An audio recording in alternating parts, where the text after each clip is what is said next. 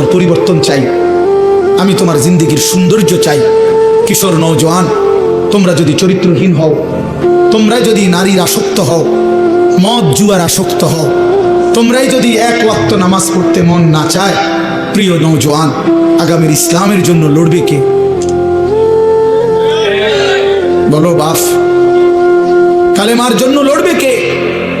ইসলামের জন্য জীবন বাজি রাখবে কে? তাই আমার নবী সাল্লাল্লাহু আলাইহি সাল্লামের সেই দাঁত ভাঙ্গা ইসলাম, তায়েফের রক্ত মাখা ইসলাম আমরাই আমাদের হাতে ফেলে দিলাম,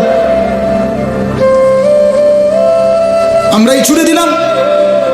আমাদের নবীকে আমরা বলে দিলাম, আপনার তায়েফের রক্ত আমরা ভুলে গেছি, আপনার উহুদের দান দান শহীদ করা রক্ত আমরা ভুলে গেছি, আপনার সেই পেটে পাথর বাঁধা ক্ষুধার কষ্ট আমরা ভুলে গেছি। আমরা আপনাকে চাই না, আমরা ইহুদি খ্রিস্টান বেঈমান ফুটবল ক্রিকেটের খেলোয়াড় কিংবা মোবাইলের কোনো নারী নর্তকী, তাকে নিয়েই আমরা পড়ে আছি।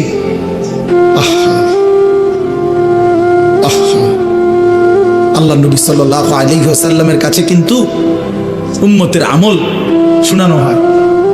মদিনার রওজা পাকে নবী সাল্লাল্লাহু আলাইহি ওয়াসাল্লাম তো হায়াতুন নবী, তিনি তো জীবিত, জানেন না এটা? কথা বলেন না কেন? তিনি তো কি হায়াতুন নবী, তিনি তো জীবিত, সেখানে সশরীরে জীবিত, সশরীরে জীবিত। আমি তো রওজা পাকের সামনে যখন প্রথম গেছি জীবনে 2015 সালে, অনেকক্ষণ দাঁড়াইছিলাম আর এই তাকায়া অনেকক্ষণ পরে বলছি যে আপনি এখানে। আমি সেই ছোটবেলা থেকে নবী আপনার নাম শুনছি, কত লক্ষবার আমি আপনার দুরূদ পড়েছি, আর আপনি এখানে।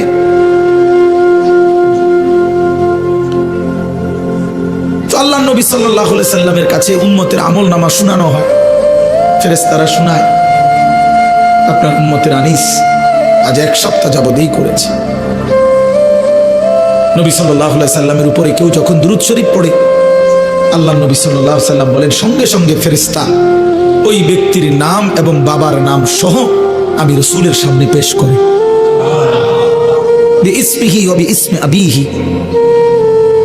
ওই ব্যক্তির নামও বলে, তার বাবার নামও নবী সাল্লাল্লাহু আলাইহি সাল্লামের সামনে শোনানো হয়।